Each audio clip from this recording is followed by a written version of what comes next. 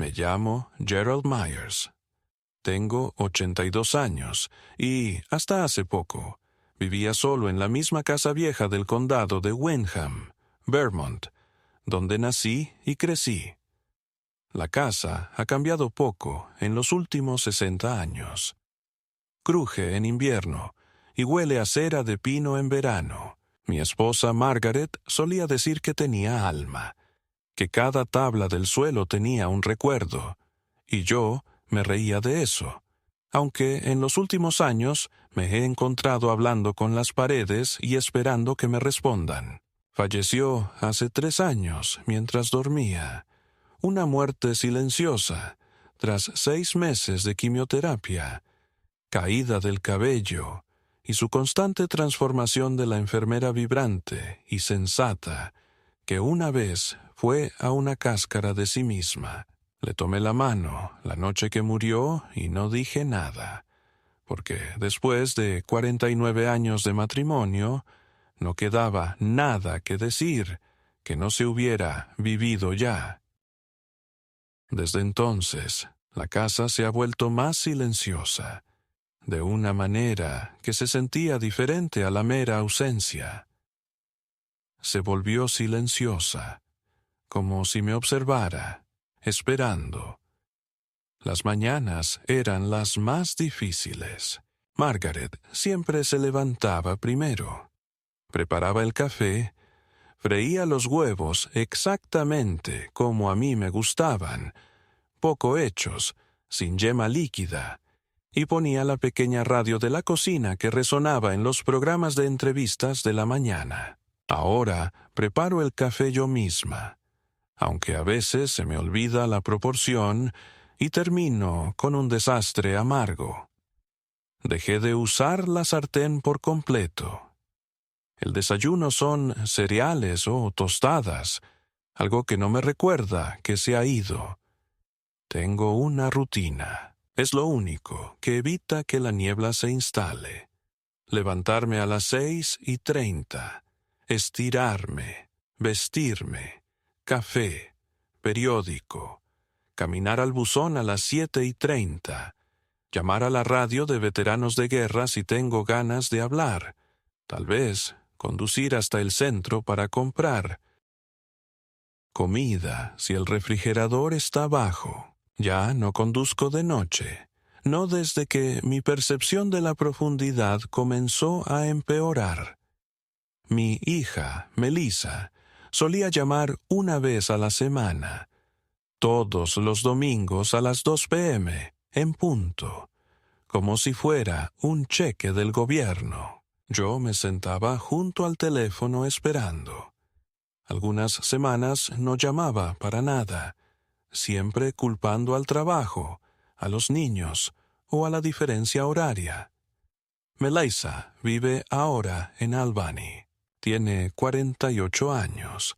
Es exitosa y dirige una consultora que se encarga de la reasignación estratégica de activos, sea lo que sea que eso signifique.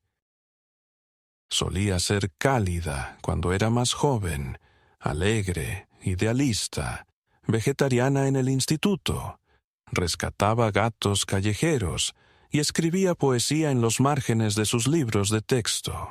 Pero después de la universidad y un matrimonio efímero con un hombre que nunca me gustó, se endureció. Se volvió delgada en más de un sentido. No la había visto en casi un año. No desde Acción de Gracias, cuando se presentó con su novio Alan, soso, condescendiente, de 50 y tantos, con el pelo engominado hacia atrás, y se pasó la mayor parte de la tarde en su teléfono. Ese día me preguntó si había considerado vender la casa y mudarme a algún lugar con asistencia médica. Le dije que no necesitaba enfermera. Se rió y dijo que no se trataba del momento, sino de ubicación preventiva, como si yo fuera una pieza de ajedrez que necesitaba quitar del tablero. Margaret le habría dado una bofetada por eso. Melissa no es cruel, es práctica, y la practicidad, he aprendido, puede ser cruel en sí misma. No me quedan muchos amigos. Charles, mi vecino de 30 años, se mudó a Arizona el año pasado para vivir con su hijo. Frank, de la Legión, falleció en marzo. Nuestras partidas de póker de los jueves se acabaron después de eso. Hablo más con mi cartero que con mi familia. Sin embargo, no me siento solo. Eso es algo que la gente joven no entiende. La soledad implica añoranza. No anhelo nada. He tenido mi vida, mi amor, mi trabajo. Fui profesor de historia en la secundaria durante 41 años. Enseñé de todo, desde la Revolución Americana hasta la Guerra Fría. Solía usar una chaqueta de tweed y golpear la pizarra con la tiza para darle un toque especial. Los niños me llamaban General Myers a mis espaldas. Me enorgullecía de eso. Lo que no me esperaba era lo frágil que se vuelve el tejido social tras la jubilación. Dejas de ser útil y la gente deja de verte. Te conviertes en el viejo que solía dar clases, que camina rígido al restaurante todos los martes y pide el mismo maldito sándwich. Sigo cortando el césped yo mismo, despacio y con largos descansos. Pero lo hago. Hay dignidad en la perseverancia, aunque nadie se dé cuenta. Melissa una vez se ofreció a enviar un paisajista. Le dije que no. Pensó que estaba siendo orgulloso. No entendía que estaba vivo. Con los años, recibí cada vez menos tarjetas navideñas. Mis nietos, Emma y Cole, ahora están en la universidad, en algún lugar del sur, creo que en Virginia. No los he visto desde el funeral de Margaret. Esa Navidad me enviaron una tarjeta, sin firmar, claramente impresa a partir de una plantilla con un «Felices fiestas de parte de la familia Myers» prescrito, sin nota, sin foto. Me dije a mí misma que no me sintiera herida, que así es el mundo ahora. Rápido, digital, superficial. De todos modos, guardo esa tarjeta en la nevera, sujeta por un imán de manzana roja. A veces me despierto en mitad de la noche y olvido que Margaret se ha ido. Extiendo la mano, toco el lado frío de la cama y vuelvo a recordarlo todo. El peso de ese recuerdo es más pesado que el dolor mismo. Y aún así, persevero. Eso es lo que hacen los viejos. Sobrevivimos a nuestra utilidad, a nuestras esposas, a nuestros amigos, y luego perduramos, como recordatorios silenciosos de lo que solía ser. No morimos fácilmente, no porque seamos fuertes, sino porque no tenemos a dónde ir. Persistimos por costumbre. La idea de que algún día alguien olvide mi existencia me atormenta más que la muerte. Margaret solía decir, «Serás recordado, Gerald. Enseñaste a generaciones». Pero la memoria es voluble. Mi nombre ya ha sido borrado de la placa escolar que una vez colgué. Nuevos donantes, nuevas prioridades. El pasado es una carga para las instituciones. Solo las personas lo cargan, e incluso entonces, solo por un tiempo. Pensé que Melissa lo recordaría. Pensé que, al menos, mantendría vivas mis historias. Pero me equivoqué. Todo esto significa que no estaba preparado para lo que sucedió después, ni emocional ni intelectualmente. Vives una vida tranquila lo suficiente y empiezas a creer que nada impactante puede afectarte. Empiezas a creer que estás a salvo de la traición, porque no te queda nada que robar. Crees que lo peor ya pasó, pero he aprendido, incluso a los 82 años, que la traición no se trata de lo que se toma, se trata de quién lo toma, y lo que eso revela sobre todo lo que creía cierto. Así que, cuando abrí el periódico dominical y vi mi nombre, Gerald A. Myers, de 82 años, sobrevivido por su hija Melissa Myers, de Albany, Nueva York, y precedido en la muerte por su esposa Margaret, no sentí miedo al principio. Sentí confusión. Luego, algo más frío. Algo así como una confirmación. Como si el mundo finalmente hubiera aceptado lo que Melissa había creído en silencio durante años, que ya me había ido.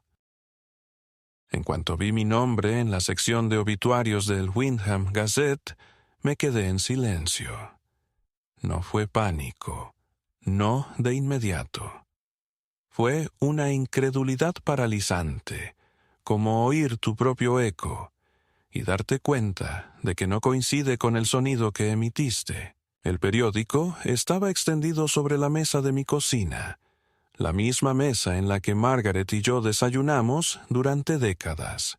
Y justo allí, bajo un titular en negrita que decía «En memoria de todos», había un párrafo que resumía los detalles de un hombre que era, sin lugar a dudas, yo. Gerald A. Myers, nacido el 13 de julio de 1943, residente del condado de Windham, maestro jubilado, amado esposo de la difunta Margaret Myers, padre de Melissa Myers, de Albany. Falleció recientemente en paz a los 82 años, mientras dormía en la residencia de ancianos Golden Pines. El servicio será privado. No habrá un homenaje público. Leí el párrafo 3 veces.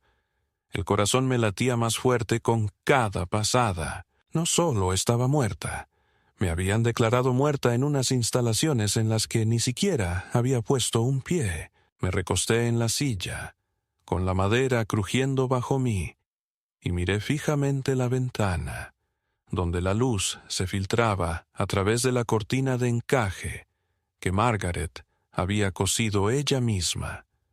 Afuera, todo parecía igual. El arce se erguía alto, los pájaros piaban en el comedero. Pero algo irreversible había cambiado en el aire. Me levanté lentamente y fui al cajón cerca del lavabo, donde guardaba la guía telefónica, una vieja costumbre de la que Melissa solía burlarse. Hojeándola, encontré el número de la funeraria local que aparecía en el aviso. Lo marqué con manos que no temblaban, pero que se sentían extrañamente separadas del resto de mí. Una mujer contestó. Su voz era suave y serena, el tono de alguien entrenado para tranquilizar a quienes llaman desconsolados. Le pedí que confirmara si Gerald Myers había sido incinerado en sus instalaciones. Hubo una pausa, apenas un instante de más, y luego dijo que sí, que la cremación había tenido lugar hacía 2 días, a petición de su hija. ¿Melissa Myers? Zrenia, pregunté. Otra pausa. Correcto, señor. Le di las gracias y colgué antes de que mi voz pudiera delatar el rugido que se formaba en mi pecho. Necesitaba respuestas. Llamé al número de Melissa, el que había marcado cientos de veces, el que me sabía de memoria. La línea sonó una vez, 2 veces, y luego pasó directamente a una voz mecánica. Este número ya no está disponible. No había desvío de llamadas, no había buzón de voz, solo una línea muerta, como si me hubieran desconectado por completo de su vida. Intenté con su oficina. Una recepcionista contestó y me informó que Melissa estaba de baja prolongada. Prolongada. no temporal, no de vacaciones, de baja. No dijo por qué, no hacía falta. Después de eso, me quedé sentado un buen rato en la sala, con la gaceta aún abierta sobre la mesa y la esquela asomándome como un veredicto. Recorrí con el dedo las letras de mi nombre, como si intentara leer braille, para sentir la verdad bajo la tinta. No solo estaba muerto para Melissa, me habían declarado muerto legalmente. Lo habían declarado así con documentos, con una ubicación falsa, con un evento falso. No fue un malentendido, no fue un error administrativo, fue deliberado, fue una decisión. Conduje hasta la residencia Golden Pines que aparecía en el aviso. Estaba a 1 hora y media de distancia, cerca de la frontera estatal. La recepcionista era joven, quizá de 20 y pocos años, y cuando me presenté como Gerald Myers, palideció. «Eso no es posible», susurró. «O sea, ya tramitamos la defunción». Le pregunté si podía ver el expediente, o al menos los documentos de admisión. Miró nerviosa hacia la oficina que tenía detrás y dijo que tendría que hablar con la directora. 10 minutos después, apareció un hombre mayor con un chaleco azul marino, con aspecto más molesto que alarmado. Me presenté de nuevo, esta vez con calma, aunque por dentro vibraba de furia contenida. Me pidió una identificación. Le di mi licencia de conducir. La miró, luego a mí, y luego a la joven recepcionista. Nos dijeron que había fallecido en nuestra unidad de cuidados paliativos. Autorización de alta firmada, certificado de defunción, orden de cremación, todo por parte de un familiar más cercano. Y no le pareció extraño que nadie de su personal me hubiera recibido. Zrenia, pregunté en voz baja y firme. Todos los preparativos se hicieron a distancia, dijo, con su incomodidad ahora visible. Todo estaba prepagado. Supusimos que la hija se encargaba de todo para minimizar la angustia. Pregunté quién firmaba los documentos. Me mostró una fotocopia. La firma decía Gerald A. Myers. La letra no era mía. Lo vi al instante. Era inclinada y redondeada. Nada que ver con la escritura precisa y izquierdista que había desarrollado tras décadas de escribir en pizarras. La señalé. «Es una falsificación», dije. Palideció. No teníamos motivos para dudar. Envió copias de documentos de identidad, un informe médico de una clínica. Todo parecía auténtico. «¿Qué clínica?», Zrenia pregunté. Me dijo el nombre. Estaba en Albany. Me fui sin decir una palabra más. Volví en silencio, con los nudillos blancos sobre el volante. Al llegar a casa, cerré la puerta con llave por primera vez en meses y me senté en mi sillón con la Gaceta en el regazo, como si releer mi obituario pudiera darle sentido. Pero no lo hizo. Nada lo hizo. Alguien había fingido mi muerte. Alguien que tenía acceso a mi información personal. Alguien que tenía poder notarial, o decía tenerlo. Alguien que se beneficiaría. A la mañana siguiente fui al banco. Me senté con Eleanor, la gerente de la sucursal, que me conocía desde hacía 20 años. Cuando le conté lo sucedido, me miró como si le contara una historia de fantasmas. «Se supone que estás muerto», dijo en voz baja, mientras revisaba la pantalla. «Tu cuenta se cerró hace 3 días. Se transfirió a una cuenta de beneficiario, a nombre de Melissa. Yo no autoricé eso», dije. Ella asintió. Se autorizó con un certificado de defunción certificado. Lo siento mucho, Gerald. Me temblaban las manos, no de miedo, sino de rabia. Pregunté si podía ver el certificado. Imprimió una copia. Lo sostuve en mis manos. Observé el sello en relieve, la firma de un médico del que nunca había oído hablar, de una clínica que nunca había visitado. Fecha de fallecimiento: hace 4 días. Causa: paro cardíaco durante el sueño. Lugar: residencia Golden Pines. Era hermético, perfectamente ordenado y completamente falso. Miré a Eleanor, que seguía sin poder creer lo que veía. Necesito presentar una denuncia por fraude, dije, y necesito que bloquees todo acceso que Melissa tenga a mis cuentas. Ella asintió. Inmediatamente. Y registraré tu nombre en el sistema de identidad estatal. Tendrás que ir al secretario municipal para que te restituyan tu estatus legal. Ahora mismo, en el papel, estás muerta. Fallecido. Resonaba en mi cabeza. Fallecido. Obsoleto. Sin voz. Al final del día, había visitado 3 oficinas, presentado una denuncia policial formal, contactado a un abogado e hice fila en el DMV para que me reexpidieran una identificación. Todos los empleados me miraron igual, mitad curiosidad, mitad incredulidad. Una mujer incluso me preguntó si era una broma. Tuve que señalar la gaceta que tenía en la mano y preguntarle: ¿podrías bromear sobre esto? Guardó silencio, pero quizás el momento más surrealista llegó esa noche, cuando encendí mi portátil y busqué mi nombre en un buscador.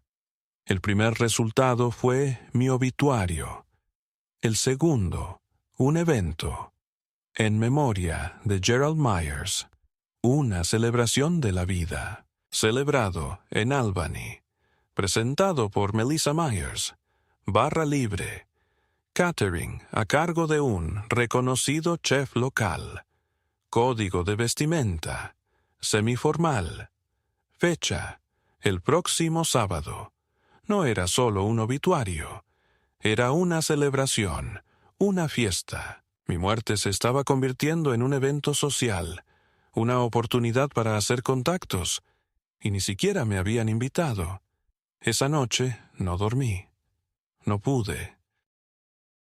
Me senté en mi estudio, la habitación más pequeña de la casa, donde el aire siempre olía ligeramente a papel y madera barnizada, y me quedé mirando la pantalla hasta que me picaron los ojos. Cada pocos minutos actualizaba la página donde se anunciaba la celebración de la vida de Gerald Myers. La descripción del evento no había cambiado. Seguía apareciendo un folleto promocional de una recepción de boda. Únase a nosotros para honrar la notable vida del educador y padre, Gerald A. Myers. Cócteles a las 6, recuerdos a las 7, cena servida a las 8. Incluso había enlaces para confirmar asistencia, lo que sugería que sería una reunión considerable, no un evento privado entre seres queridos desconsolados. No, esto era algo completamente distinto. Una producción orquestada y curada.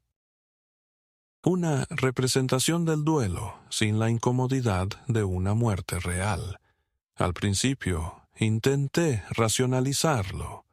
Quizás Melissa había perdido la cabeza. Quizás hubo un malentendido catastrófico. O quizás se trataba de un evento simbólico. Un cierre emocional para ella. Una forma de procesar nuestra tensa relación con Pompa. Pero cada vez que consideraba esa idea, se derrumbaba bajo el peso de los hechos. el certificado de defunción falso, las transferencias bancarias, los documentos de cremación de una funeraria que nunca había visto un cuerpo. Todo apuntaba a una intención cautelosa y legalista. Esto era fraude, y no del tipo torpe. Había sido coordinado con precisión quirúrgica. Alguien lo había planeado. Melissa lo había planeado. Lo que más me preocupaba no era el fraude en sí, aunque ya era atroz. Lo que realmente me estremecía era que lo había hecho creyendo, con aparente confianza, que no lo descubriría, que estaría demasiado senil, demasiado confinado en casa, demasiado aislado para darme cuenta o para defenderme, que no importaría, que ya era irrelevante, y quizás en su mente ya desaparecido. Había contado con mi inercia, contaba con la indiferencia del mundo hacia las vidas olvidadas de los ancianos. Por la mañana, la incredulidad se había disipado, y solo quedaba la determinación. Me duché, me afeité y me vestí con cuidado, no por vanidad, sino porque quería verme como algo más que un nombre en un certificado. No era un recuerdo, todavía no. Me puse mi vieja chaqueta azul marino, la de las coderas por las que Margaret solía burlarse de mí, y caminé hasta el centro para ver a mi abogado, Edwin Marks. Él se había encargado de mi testamento hacía años y de la herencia de Margaret tras su muerte. Ahora era mayor, más corpulento, con manos temblorosas, pero seguía siendo astuto. Cuando entré en su despacho y le dije, «Según el Estado, estoy muerto», parpadeó 2 veces. Luego señaló la silla frente a él y dijo, «Vaya, qué manera de empezar una reunión». Revisamos los documentos que había impreso, la esquela de la Gazette, el certificado de defunción, el folleto del evento, los extractos bancarios. Edwin palidecía con cada página. Lo leyó todo despacio, 2 veces, como si buscara un truco en la redacción que hiciera desaparecer todo aquello. Pero no había truco, solo había intención. Cuando finalmente levantó la vista, su voz era tranquila, pero firme. «Ha cometido un delito grave de fraude», dijo. «Si denunciamos esto, podría ir a la cárcel. Y si quieres, Gerald, me aseguraré de que así sea». Asentí lentamente, pero algo en mi interior se revolvió al pensarlo. ¿Cárcel? ¿Por mi hija? La niña que solía traerme pinturas de dedos y pronunciar mal la palabra spaghetti como «pagetti». No podía reconciliar a esa niña con la mujer que había falsificado mi muerte y vaciado mis cuentas. Pero ella era esa mujer ahora. El sentimiento no desharía las decisiones que había tomado. Edwin me preguntó si quería presentar cargos penales o iniciar una demanda civil para reclamar mi identidad y mis bienes. Le dije que empezaríamos con la restauración, devolverme a la tierra de los vivos, legalmente hablando, y que a partir de ahí seguiríamos. La siguiente parada fue la oficina del secretario municipal, donde presenté una declaración jurada impugnando el certificado de defunción. Solo eso me llevó 2 horas, porque allí nadie había revocado jamás una muerte. Una mujer me preguntaba constantemente si estaba seguro de no confundirme con un familiar fallecido. Otra sugirió que era gemelo. Cuando les mostré mi identificación, historial médico, facturas de servicios públicos y fotos tomadas la semana anterior, finalmente cedieron y marcaron el caso como pendiente de investigación. Me dijeron que el certificado se suspendería temporalmente, no se revocaría, hasta que el Estado completara una investigación completa. Mientras tanto, seguía técnicamente muerto. Era como ser un fantasma que podía hablar y caminar, pero no tener propiedades, votar ni demostrar quién era. Existía en el limbo, pero el limbo, al menos, tenía movimiento. No estaba enterrado, no me había ido, y no había terminado. 2 días después, hice algo que nunca pensé que haría. Conduje hasta Albany. El viaje duró casi 3 horas, con las rodillas doloridas todo el camino, pero necesitaba verlo con mis propios ojos. Necesitaba ver el mundo que mi hija había construido, asumiendo que ya no formaba parte de él. El evento se celebraba en un gran salón alquilado, junto a un hotel boutique.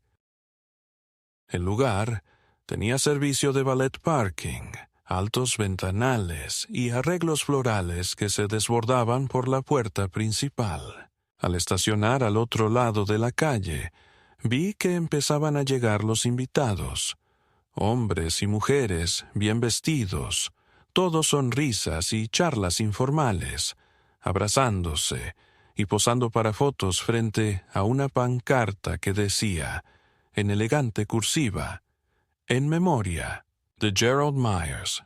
Me quedé en el coche un buen rato, observándolos. No era dolor lo que veía, era pura actuación.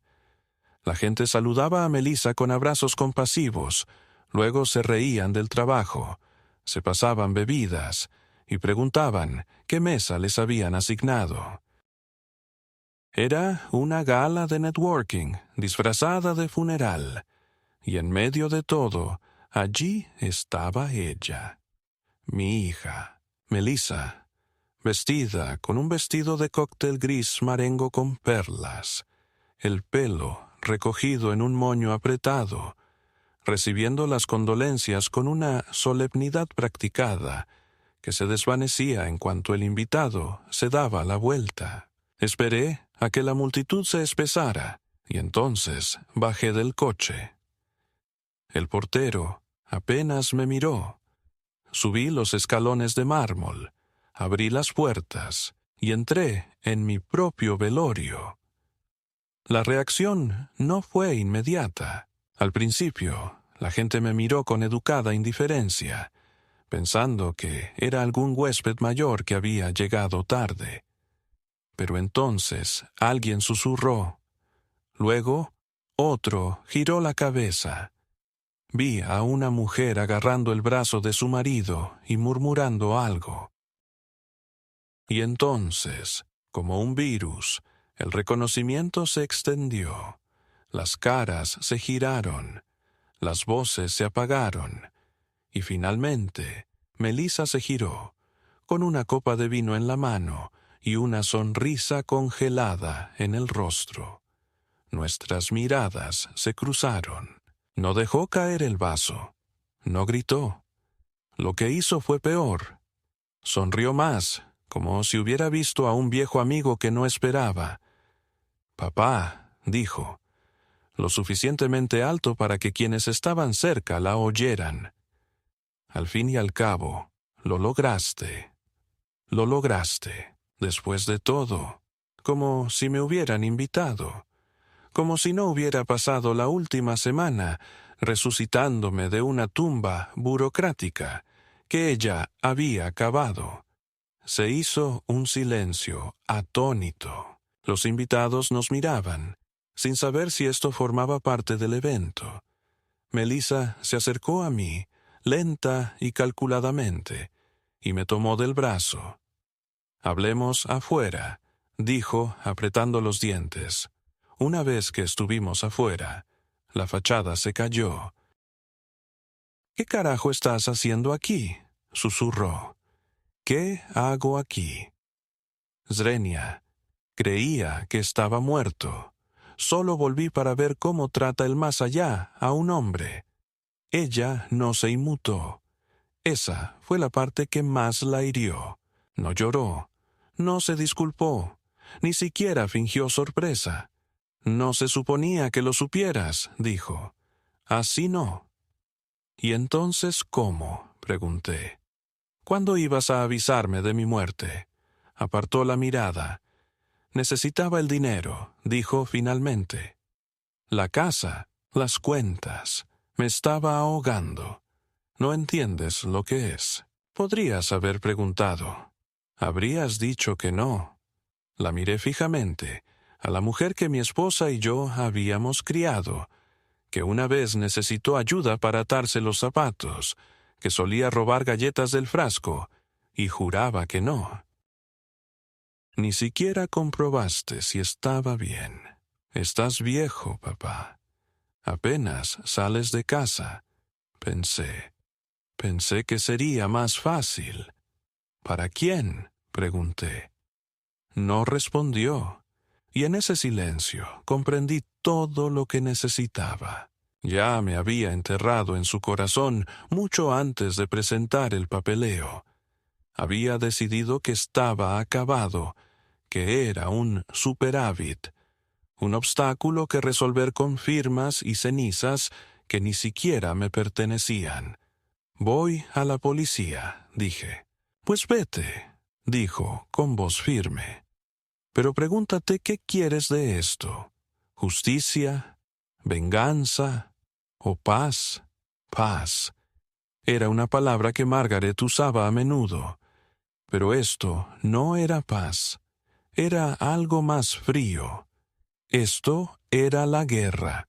A la mañana siguiente, me senté al borde de la cama, contemplando la alfombra desgastada, que había sobrevivido tanto a Margaret como a la ilusión que tenía de seguir perteneciendo al mundo de mi hija.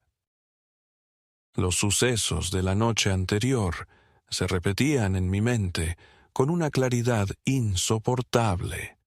La serena rebeldía de Melassa, su indiferencia ante el hecho de haber cometido un delito no solo contra la ley, sino contra la decencia, contra la sangre, contra la memoria misma. Había entrado en mi propio servicio conmemorativo como un fantasma con asuntos pendientes, y en lugar de horror o vergüenza, me había encontrado con horror diplomático, susurros apagados, y la obstinada negativa de una hija a siquiera parecer conmocionada. No había intentado explicarlo, no había intentado deshacerlo. Su primer instinto había sido el control, apartarme de la vista, contener el daño, rehacer la narrativa. Ya no era su padre, era una molestia, una amenaza narrativa para su representación del duelo. Al mediodía volví a la oficina de Edwin, esta vez con renovada urgencia. Él ya había iniciado el proceso de demanda por daños y perjuicios, reincorporando mis cuentas, congelando las de Melissa y solicitando una orden judicial para evitar la dispersión de mis bienes. Pero ahora quería ir más allá. Quería presentar cargos penales, fraude, falsificación, robo de identidad, explotación financiera de una persona mayor. Había múltiples vías, y estaba lista para recurrir a todas. Edwin, a pesar de toda su experiencia, me miró con vacilación. «Gerald», dijo lentamente, «si sigues por este camino, no hay vuelta atrás. Se hará público, arruinará su reputación, su carrera, tal vez su vida». Asentí. Ya intentó borrar la mía. Eso puso fin a la conversación. A medida que el proceso legal comenzaba a girar, también empecé a reparar mi propia identidad legal. El tribunal exigió declaraciones juradas de testigos que me habían visto con vida en las últimas semanas.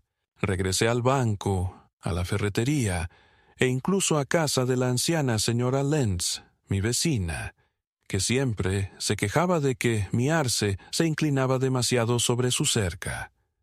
Todos accedieron a firmar. Fue surrealista tener que demostrar que, de hecho, estaba viva, que no había fallecido silenciosamente mientras dormía, como afirmaban los documentos falsificados.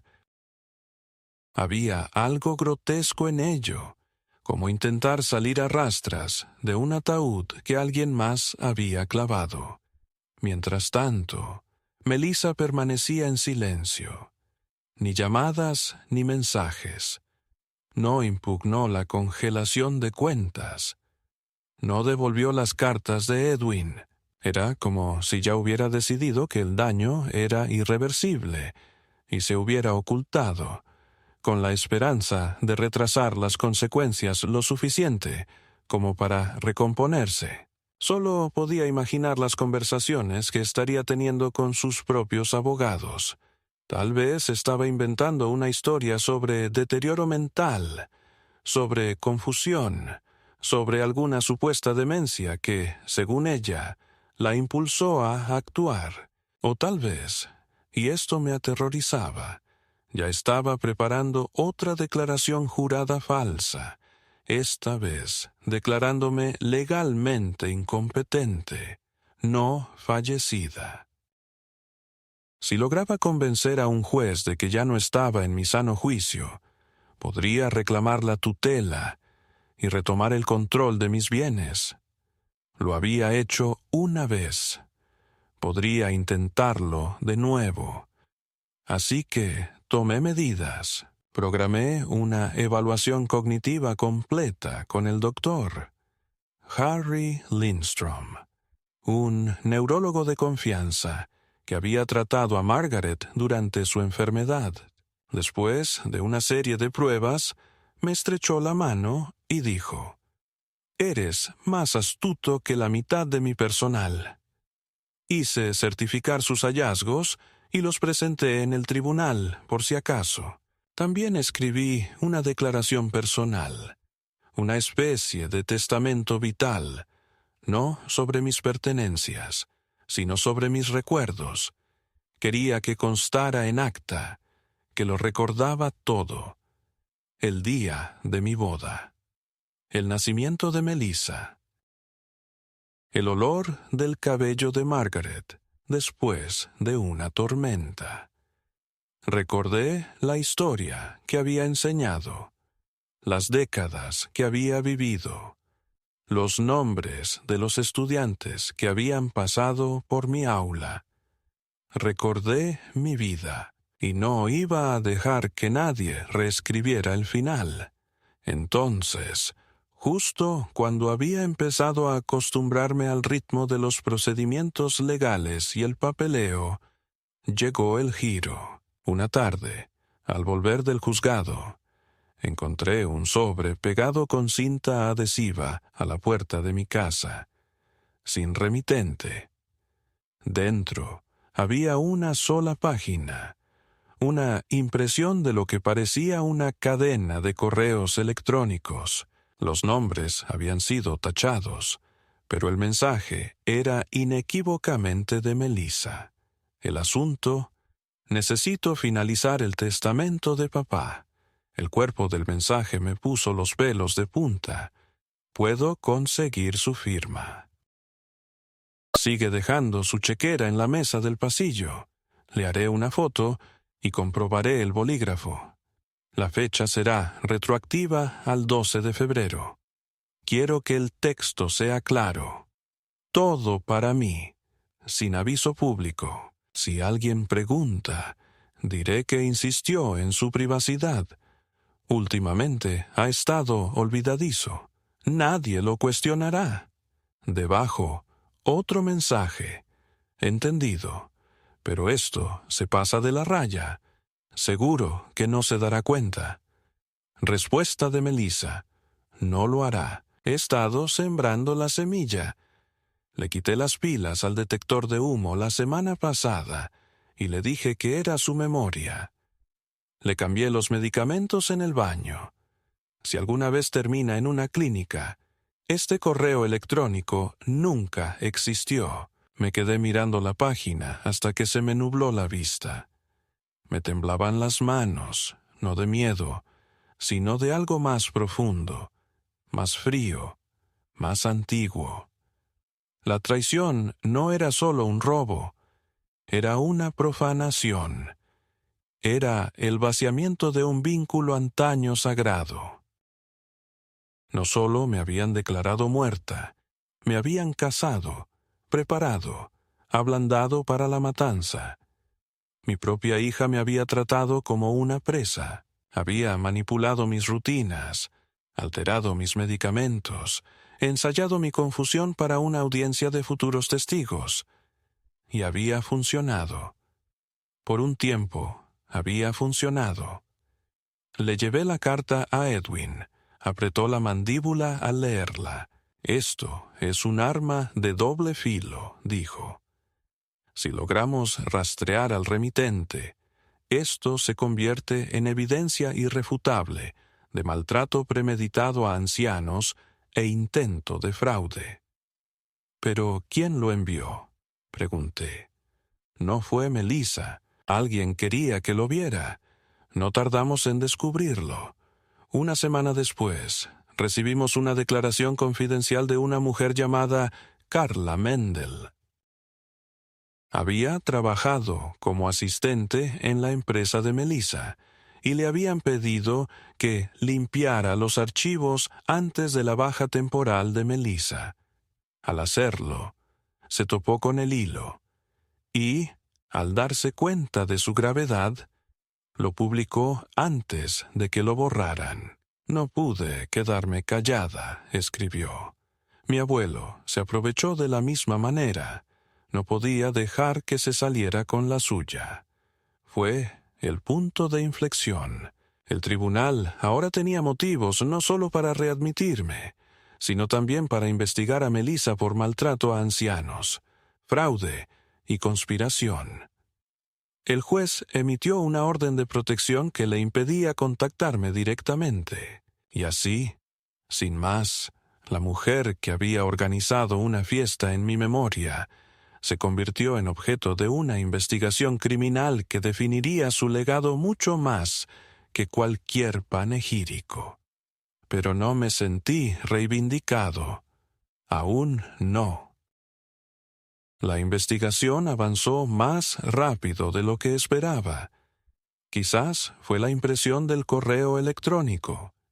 Quizás fue el testimonio notariado de Carla Mendel, la ex asistente, que se había atrevido a enviarme el mensaje que Melissa quería borrar. O quizás fue porque lo que Melissa había hecho era demasiado repugnante, incluso para un sistema burocrático, acostumbrado a la moral gris.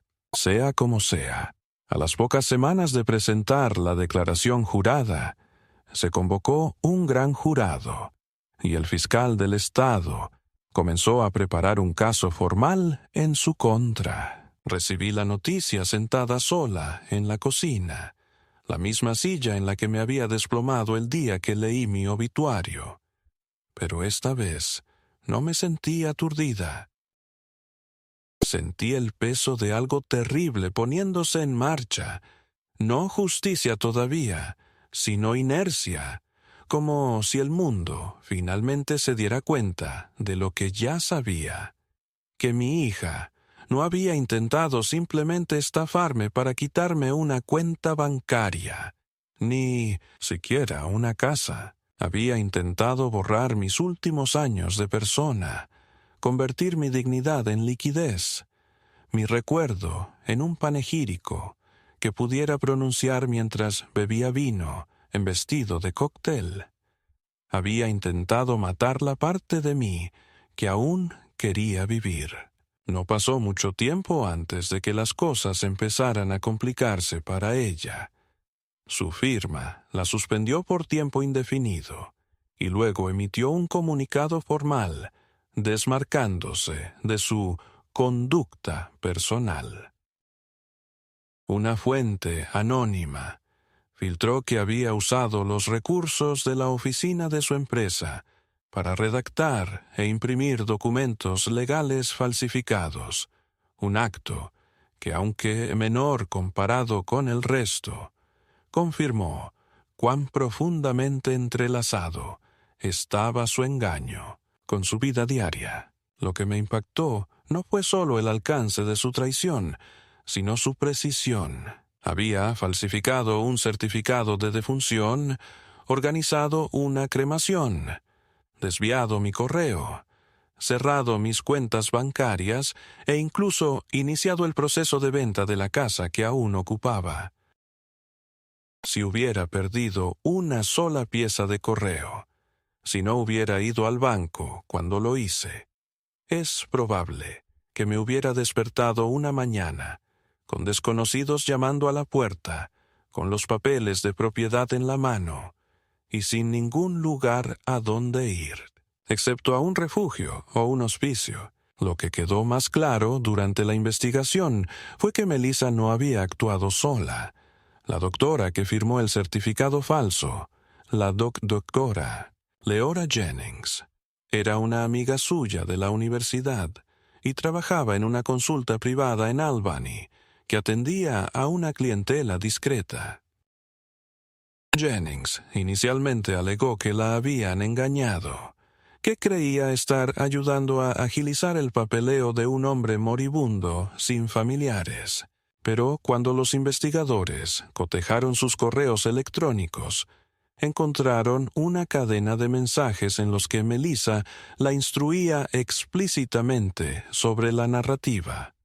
Tiene demencia precoz, vive solo, apenas sale de casa, no tiene familia cerca, no hace falta que lo conozcas, solo di que falleció mientras dormía. Nosotros nos encargamos del resto. Eso por sí solo podría haberle valido una acusación por delito grave, pero la cosa empeoró. Uno de los investigadores de la Unidad de Protección de Ancianos del Estado se comunicó conmigo directamente con una solicitud. Podrían registrar mi casa en busca de evidencia de manipulación. Medicamentos, documentos, cualquier cosa que apoyara la teoría de que Melissa había estado desestabilizando activamente mi estado mental en los meses previos a que me declarara muerta. Acepté. Lo que encontraron me dejó helado. 2 frascos de mi antigua medicación para el corazón, sustituida por pastillas de calcio sin receta. Un frasco de magnesio, etiquetado como beta bloqueante. Recetas que no recordaba haber surtido, fechas que no reconocía, dosis peligrosamente altas o innecesariamente bajas. Explicaba la confusión que había sentido a principios de año, la fatiga, la confusión mental, la sensación de que algo en mi cuerpo estaba desequilibrado pero invisible. Había culpado a la edad, había culpado al duelo. Nunca se me había ocurrido culpar a mi hija. Empacaron los artículos, les tomaron fotos y los archivaron como prueba. El punto de inflexión llegó cuando me contactó una periodista del Albany Ledger, una mujer delgada y de voz suave llamada Fiona Ash, que había oído rumores del caso a alguien del personal del tribunal. Me preguntó si podía hablar con ella, al principio extraoficialmente, para contarle mi versión. Me resistí. No quería que esto se convirtiera en un espectáculo sórdido. Pero después de una noche deambulando, me di cuenta. Melissa ya había convertido mi ausencia en un espectáculo. Era hora de que mi presencia hiciera una declaración. Me encontré con Fiona en una cafetería, 2 pueblos más allá, donde le conté toda la historia, desde el momento en que vi mi nombre en el periódico hasta el enfrentamiento en la fiesta conmemorativa. Esperaba que me interrumpiera, que tomara notas con furia, que introdujera su escepticismo. No lo hizo. Escuchó, bolígrafo en mano, sin decir casi nada, hasta que terminé. Cuando terminé, dobló su cuaderno y dijo: «No es solo una víctima, señor Myers, es un superviviente. Y la gente necesita oír eso». Su artículo salió una semana después, en primera plana, con una foto en blanco y negro de mí parada frente a mi casa, con los brazos cruzados, el obituario de la Gazette doblado en una mano. El titular decía: «Hombre muerto hablando. Cómo Gerald Myers expuso un fraude familiar desde la tumba». Era conciso, agudo, respetuoso y devastador. El artículo se hizo viral a nivel local. Luego se extendió a periódicos regionales y foros en línea que rastreaban el abuso de ancianos y la manipulación legal. Empecé a recibir cartas, decenas al principio, luego cientos, de desconocidos, algunos en sus 50 y 60, que temían que sus hijos algún día se volvieran contra ellos. Otros de cuidadores que habían presenciado esquemas similares, pero no habían sabido qué hacer, y algunos de personas como yo, hombres y mujeres en sus 70 y 80, solos, olvidados, vistos como cargas para ser manejadas o eliminadas. Escribieron para decir gracias. Escribieron para decir: «No estás solo». Pero no todas las cartas eran de apoyo. Unas cuantas eran anónimas, mecanografiadas, llenas de virulencia. Una me acusaba de mentir para llamar la atención, de incriminar a una mujer inocente. Otra decía que probablemente había abusado de Melissa en secreto, que tal vez me lo merecía. Quemé esas cartas. No porque me hirieran, sino porque me negué a darles espacio junto a las palabras de quienes veían la verdad. Aún así, me recordaban que incluso la verdad tiene un precio. Siempre habría gente dispuesta a defender a la abusadora si se vestía bien y usaba el tono adecuado. La audiencia preliminar se fijó para principios de la primavera. Melissa no compareció en persona. Sus abogados se declararon inocentes y solicitaron la desestimación de varios cargos por razones de procedimiento. El juez denegó todas las mociones. La fiscalía presentó listas de testigos, incluyendo a Carla Mendel, la directora de la funeraria que había aceptado los documentos falsos, el doctor Jennings y yo. Edwin me aconsejó que estuviera lista para declarar públicamente, posiblemente ante un jurado. Pregunté si podía declarar ante el tribunal, aunque no me llamaran formalmente al estrado. Dijo que sí, pero me advirtió: «Una vez que hables, no podrás retractarte». Pasé una semana escribiendo esa declaración. No fue larga. Solo unas pocas páginas, pero cada frase estaba tallada, no escrita. Tallada desde la médula, tallada desde el silencio. Hablé de lo que significa ser padre, de ver crecer a tu hijo con esperanza en los ojos, y luego ver cómo esa esperanza se convierte en cálculo. Hablé de la confianza, de la suave erosión que se produce cuando alguien cercano deja de verte como humano y empieza a verte como un obstáculo. Hablé de los miles de ancianos que mueren cada año en este país, no por enfermedad, sino por negligencia, por ser ignorados, por traiciones silenciosas que nunca llegan a los titulares. Terminé diciendo: Si mi nombre se ha convertido en una historia con moraleja, que así sea. Pero no me callaré. No volveré a la tumba en la que intentaste meterme. El juez aceptó la declaración en el expediente. La sala estaba fría el día de la lectura. Melissa se sentó allí, por una vez, sin máscara, sin distracciones. Solo un silencio pálido y rígido. No me miró, ni una sola vez. Y no aparté la mirada. El día del juicio hacía más frío de lo que indicaba el calendario, y el viento tenía esa tenue y cortante fuerza que parece atravesar hasta el abrigo más abrigado.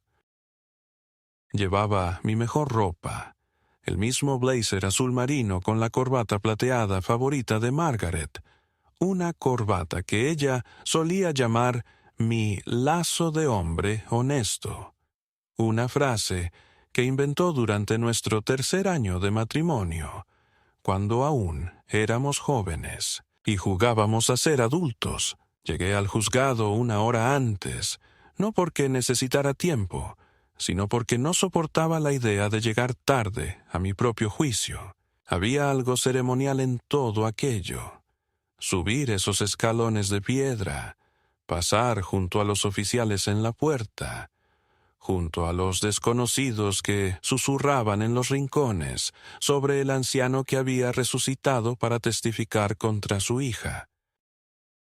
Sentí sus miradas, pero no las devolví. Ya no me quedaba espacio para la vergüenza. Melissa ya la había tomado. Le había dado un nuevo uso. La había transformado en una máscara que usaba en público con elegancia y naturalidad. Solo me quedaba la verdad, y no la disfrazaría de cortesía. Dentro, la sala estaba llena, pero en silencio. Un pequeño grupo de periodistas se sentaba agrupado al fondo, con sus cuadernos preparados. Carla Mendel estaba sentada en la tercera fila, pálida pero firme, un escudo silencioso para la historia que había ayudado a revelar. Edwin estaba a mi lado mientras veíamos entrar a Melissa.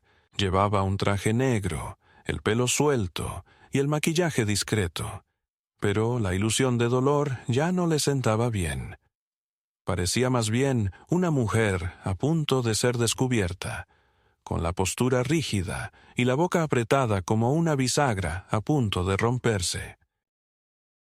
Evitaba mi mirada como si yo fuera radiactiva.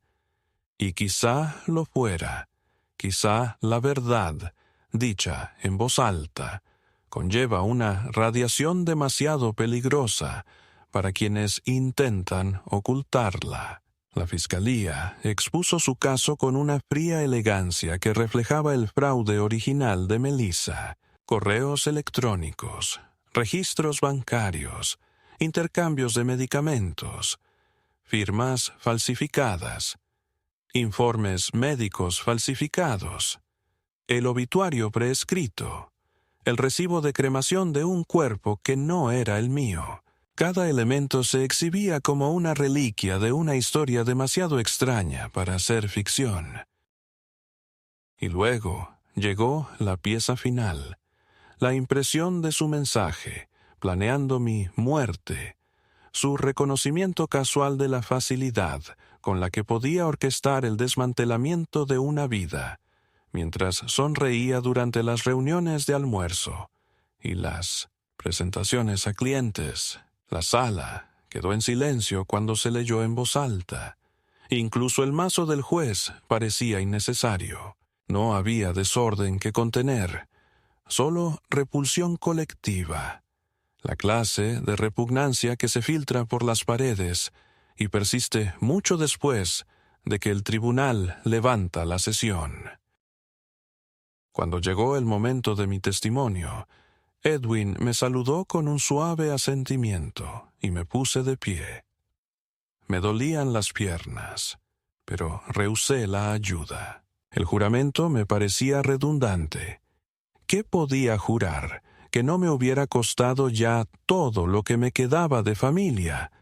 Pero, aún así, levanté la mano, y cuando me senté en el estrado, miré no al jurado ni a los abogados, sino directamente a Melissa. Ella no apartó la mirada, pero no había reconocimiento en su rostro, solo cálculo, como si estuviera midiendo el daño.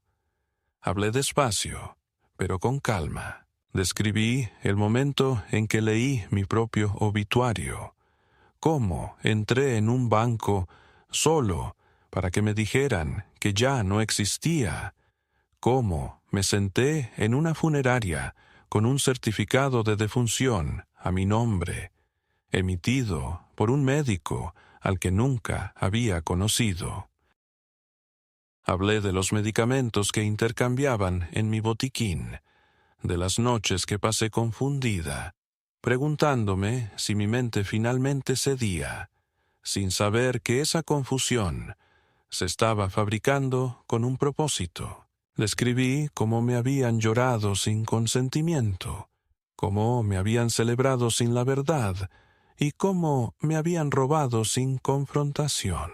Y luego les conté lo que más me dolió, no el dinero, ni el casi desalojo, ni siquiera la degradación pública de tener que demostrar que estaba viva ante un sistema que ya me había archivado, sino saber que mi hija, mi única hija, había visto mi vulnerabilidad y una oportunidad en lugar de un padre, que había convertido su legado en influencia.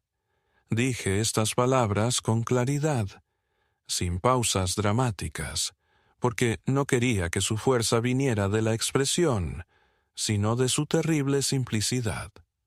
Melissa no reaccionó. Su rostro permaneció indescifrable, pero vi una mueca en la comisura de sus labios. No supe si por desprecio o por control. Bajé tras terminar mi declaración y no miré al juez ni al jurado. No necesitaba su aprobación. No había venido en busca de compasión ni aplausos. Había venido a reclamar lo que me habían robado sin balas ni puñetazos. Mi nombre, mi historia y la verdad de lo que me habían hecho en el silencio de la buena sociedad. Esa tarde, la defensa de Melissa intentó una defensa débil. Ella había estado bajo estrés. Creía que yo estaba cada vez más inestable. Creía que me estaba protegiendo. Actuó por amor. El juez los interrumpió a mitad de su declaración final y les hizo una simple pregunta. Si era tan inestable, ¿por qué no hablar con el tribunal? ¿Por qué no obtener un diagnóstico oficial? ¿Por qué presentar un certificado de defunción? No hubo respuesta. El veredicto llegó rápidamente. Culpable de todos los cargos principales: fraude, robo de identidad, maltrato a ancianos y conspiración criminal.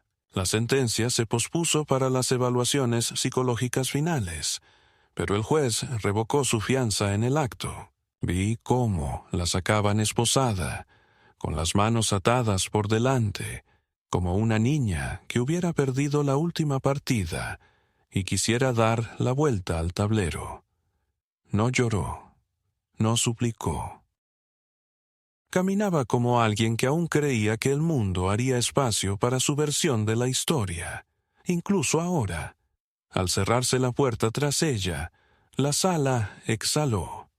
Yo número. Me quedé en silencio, sujetando mi sombrero con ambas manos, esperando a que se calmara el silencio. Y así fue, lentamente, como el polvo tras una demolición.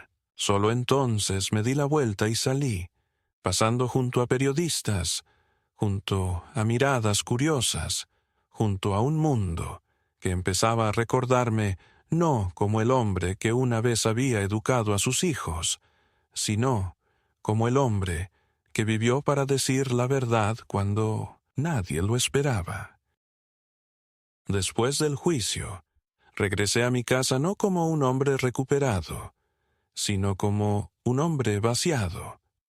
No me esperaban aplausos, ni una cálida bienvenida de los vecinos con guisos, ni una gran exhalación de alivio. Solo había silencio, el mismo silencio que había llenado las habitaciones durante años, solo que ahora tenía un peso diferente. No ausencia, sino secuelas. Recorrí la casa lentamente esa primera noche, encendiendo las lámparas una a una, como para convencerme de que la luz aún tenía significado. El sofá, las tazas de té, las fotos enmarcadas en la repisa, todo inalterado. Y, sin embargo, todo era diferente.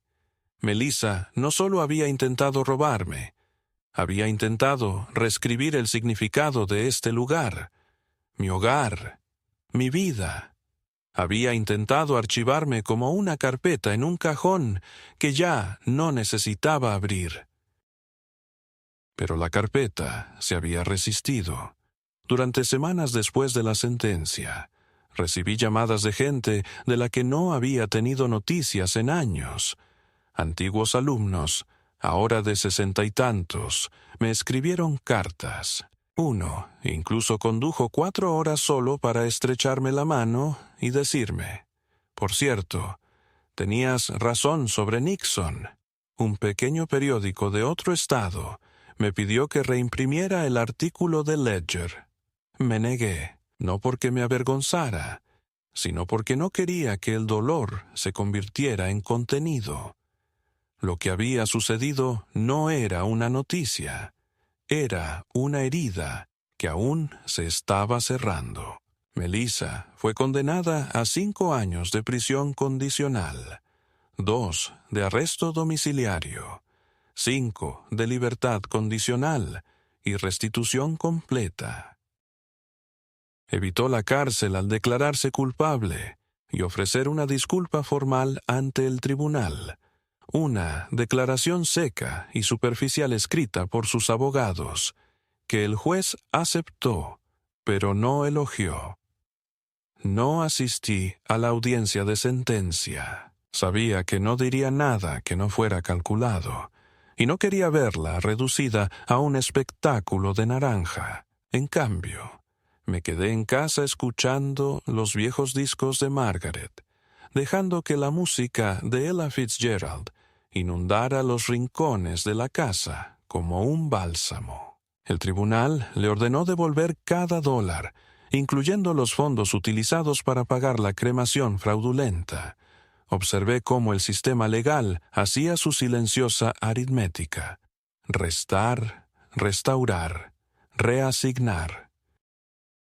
Pero lo que no se podía calcular era el fideicomiso que se había disuelto, el vínculo que se había cauterizado irreparablemente. Melissa me envió una carta escrita a mano durante su libertad condicional. Llegó en un sobre grueso, doblado con precisión.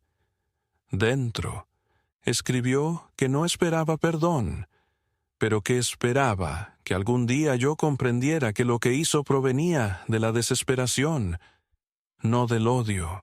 Escribió que había estado ahogada en deudas, que su negocio estaba fracasando, que veía la herencia no como un robo, sino como un rescate. Escribió que todavía me amaba, a su manera. Leí la carta una vez. Luego la puse en la chimenea y encendí una cerilla. No sé qué fue de ella después de eso. No seguí su caso. No revisé su LinkedIn. No le pedí a Edwin que me mantuviera informado. La dejé ir, no por venganza, sino con firmeza. Ella había tomado su decisión y yo la mía. Algunas puertas, una vez cerradas, no están destinadas a abrirse de nuevo. En primavera vendí la casa, no porque no soportara vivir más en ella, sino porque quería encontrar un nuevo final. Me mudé a un lugar más pequeño cerca del lago Willoughby, donde el aire es limpio y los días tranquilos. Planté un pequeño huerto. Volví a escribir en mi diario. Incluso adopté un perro, un chucho llamado Rufus, con los dientes chuecos y cojeando, que me sigue de habitación en habitación, como si fuera lo último bueno que ha conocido. Salimos a pasear todas las mañanas. A veces nos cruzamos con parejas de mi edad, a veces con familias jóvenes. No saben quién soy, y me gusta que sea así. Hace un mes recibí una carta con una letra que no reconocí. Era de una joven llamada Audrey, una estudiante universitaria de 21 años de New Hampshire.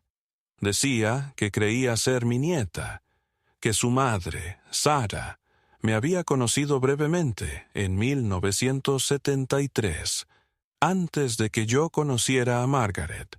Había leído sobre mí en Internet, había visto la historia y quería contactarme, no por dinero ni por respuestas, sino simplemente para decirme que existía y que esperaba que me encontrara bien. Adjuntó una foto. Una joven de ojos marrones y una sonrisa torcida que me resultaba extrañamente familiar. Le respondí. No le prometí nada. Tampoco negué nada. Simplemente le dije que estaba aquí, y si alguna vez quería visitarme, siempre había café preparándose antes de las 8 de la mañana, y un perro al que no le molestaría la compañía. Algunos creen que la justicia se trata de castigo. Yo también lo pensaba. Pero ahora sé que la verdadera justicia es más silenciosa. Es elegir vivir después de que alguien intentara escribir tu final, es decir, tu nombre, cuando otros intentaron silenciarlo. Es despertar cada mañana, hacer tostadas, ponerte los zapatos y salir al mundo con la cabeza en alto, no porque todo esté arreglado, sino porque te negaste a quedarte enterrado. Mi nombre es Gerald Myers y no me he ido.